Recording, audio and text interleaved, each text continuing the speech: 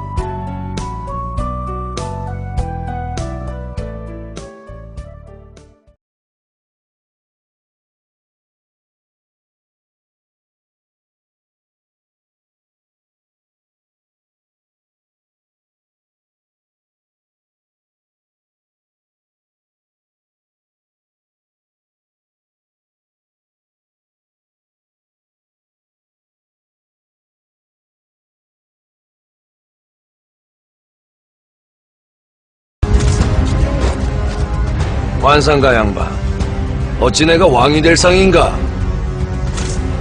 내가 왕이 될 상인가 말이야. 왕이 될?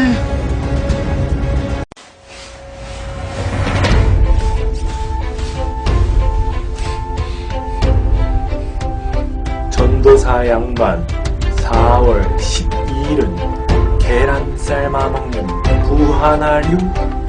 계란 삶아 먹는 부화날 만나 말이요.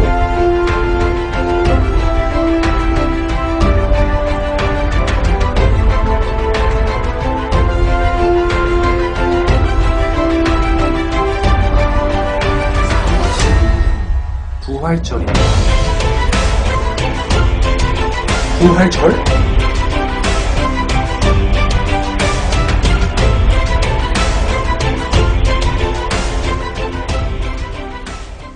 안녕하세요. 4월 12일은 예수님께서 부활하신 부활절이에요. 부활절 하면 여러분들은 어떤 거 생각나나요? 계란이 생각날까요? 전도사님은 부활절 하면은 벚꽃 나무가 생각이 많이 나요. 왜냐하면 4월 초에 대부분 부활절이 있기 때문에 4월 초에는 또 벚꽃이 있잖아요. 그래서 벚꽃이 떨어지는 걸 볼 때는 부활절이 생각이 나고, 또 부활절을 생각을 할 때는 벚꽃나무가 생각이 나는 것 같아요. 우리 여러분들은 부활절 하면 어떤 게 떠오를까요? 부활절이 우리 예수님을 믿는 기독교인들한테는 상당히 중요한 날이에요. 그래서 예수님께서 부활하신 그 모습, 예수님께서 부활하셨던 그 장면을 우리가 성경을 통해서 한번 보도록 하겠습니다. 누가복음 24장 1절부터 한번 살펴볼게요. 전도사님이 읽어줄 테니까 눈으로 잘 따라왔으면 좋겠어요. 누가복음 24장 1절입니다. 계명을 따라 안식일에 쉬더라. 안식 후 첫날 새벽에 이 여자들이 그 준비한 향품을 가지고 무덤에 가서 돌이 무덤에서 굴려 옮겨진 것을 보고 들어가니 주 예수의 시체가 보이지 아니하였더라. 여자들이 안식 후 첫날 새벽에 예수님을 보러 갔다라고 써져 있어요. 그리고 이어서 보면은 두 사람이 무덤 곁에, 열린 무덤 곁에 서 있었다고 이야기를 해요. 그런데 여자들이 두려워. 여자들이 그 두 사람을 봤는데 두려운 마음이 있었나 봐요. 두려워 얼굴을 땅에 대니. 두 사람이 이르되 이렇게 써져 있습니다.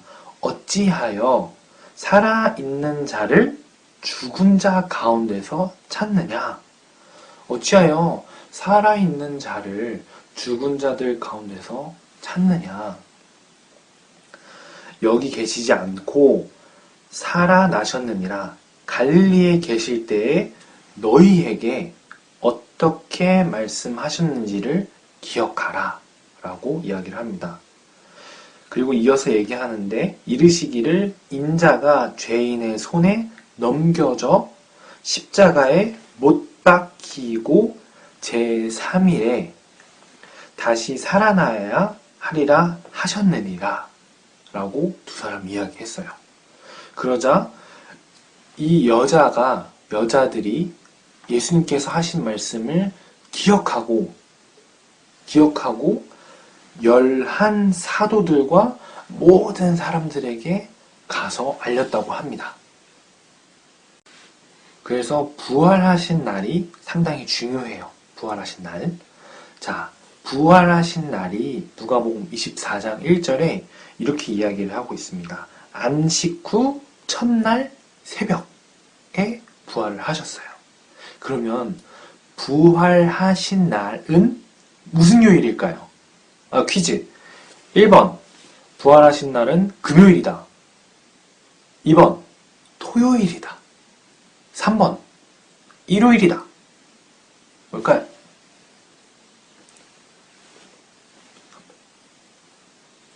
정답은 3번 일요일이에요. 안식 후 첫날 새벽은 일요일. 일요일에 예수님께서 부활하신 날이에요.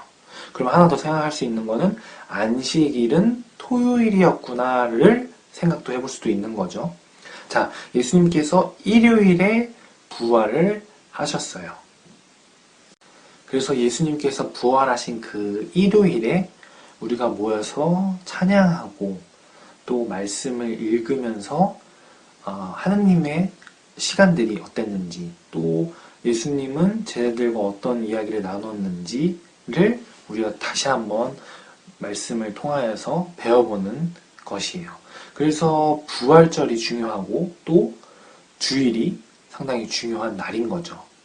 자, 그러면 우리가 부활절과 주일에 대해서 잠깐 생각을 해봤다면 이번에는 나와 예수님의 부활이 무슨 상관이 있는지를 전도사님이 쉽게 설명해 줄게요. 자, 여기 흰색 펜이 하나 있습니다. 흰색 펜이 사람이라고 쳐요. 그리고 여기 보라색 펜은 예수님이에요. 예수님. 그리고 여기에 엉켜있는 풀기 어려운 이어폰은 죄라고 한다면 사람이 예수님을 믿는 사람이 하나님을 믿는 사람이 죄를 지었어요. 그리고 또 죄를 갖고 태어나기도 했죠. 이렇게 사람이 죄를 가지고 살아가요. 이거 막 어떻게 막 죄를 떨어뜨리려고 해도 떨어지지가 않네요. 그런데 이 죄는 우리가 동물한테 혹은 자기 자신을 대신해서 희생을 할 수 있는 존재에게 죄를 넘길 수 있어요. 그래서 예수님께서 오셨죠. 이 예수님은 모든 사람들의 죄를, 모든 믿는 사람들의 죄를 탁 이렇게 대신 짊어지셨어요. 자, 그러면 이제 이 사람에겐 죄가 있어요, 없어요? 없는 거예요. 하지만 예수님에게는 죄가 있죠. 자, 예수님께서 이 죄를 짊어지시고 우리를 대신해서 죽으셨어요. 자, 이렇게 되면 사람은 죄가 있는 거예요, 없는 거예요? 죄가 없죠. 그리고 예수님도 안 계시게 되는 거예요. 사람 혼자만 있으면 사람은 또 죄를 짓게 된단 말이에요. 하지만 예수님께서 죄의 가장 큰 무기인 사망으로부터 부활하셔서, 사망으로부터 이겨내어 부활하셔서 예수님은 다시 우리에게 오셨어요. 그래서 사람은 예수님의 이름으로 기도하고 예수님의 이름으로 살아갈 때에 예수님과 사람과 예수님 둘 다 죄가 없이 살아갈 수 있는 거예요.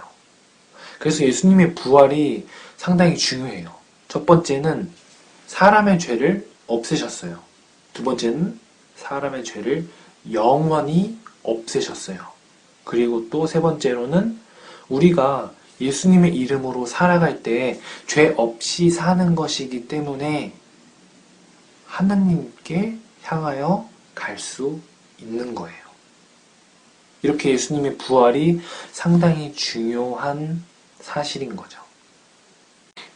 그래서 예수님의 부활을 믿는 마음, 부활 신앙을 가지는 것이 상당히 중요합니다. 그리고 우리가 2주 전에 한 가지 인증사진을 보여달라고 했었잖아요.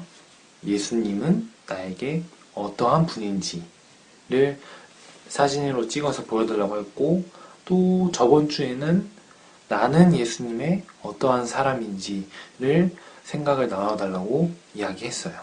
자, 그리고 우리가 두 가지를 했었는데, 오늘은 예수님의 부활을 우리가 다시 한번 생각을 해봤으니까, 오늘은 그러면은 나는 어떻게 살아야 하는지를 종합해서 생각을 해보면 좋을 것 같아요.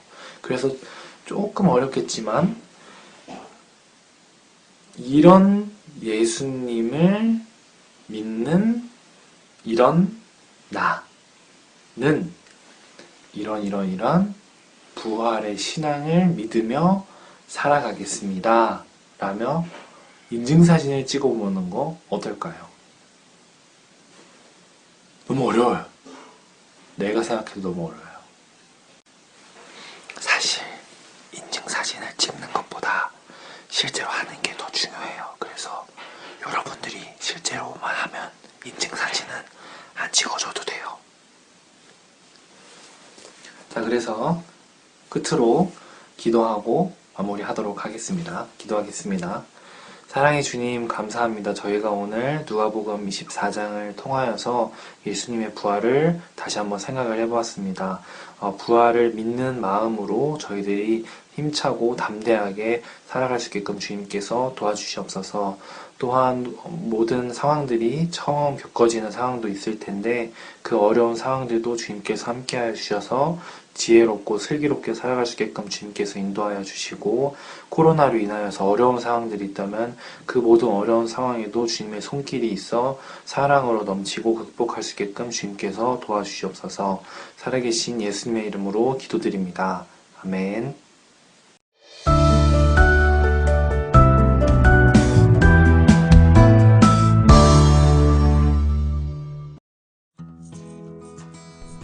안식 후 첫날 새벽, 예수님을 따르던 여인들은 향품을 들고 예수님이 모셔진 돌무덤으로 갔어요.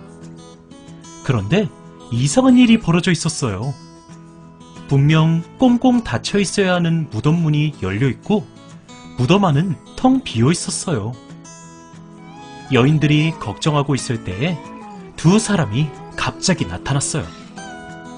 이 사람들은 하나님의 천사들이었어요. 그들은 이렇게 말했어요. 어찌하여 살아있는 자를 죽은 자 가운데서 찾느냐? 여기 계시지 않고 살아나셨느니라. 죽은 줄로만 알았던 예수님께서 다시 살아나신 것이었어요. 무거운 돌도, 예수님을 죽이려고 했던 사람들의 악한 생각도, 로마 군인들의 창칼도, 그리고 그 뒤에서 보이지 않게 예수님과 맞섰던 죄와 죽음의 힘도 예수님께서 다시 살아나시는 것을 막지 못했어요. 예수님은 모든 죄와 죽음을 이기셨어요. 부활하신 예수님을 찬양해요. 할렐루야!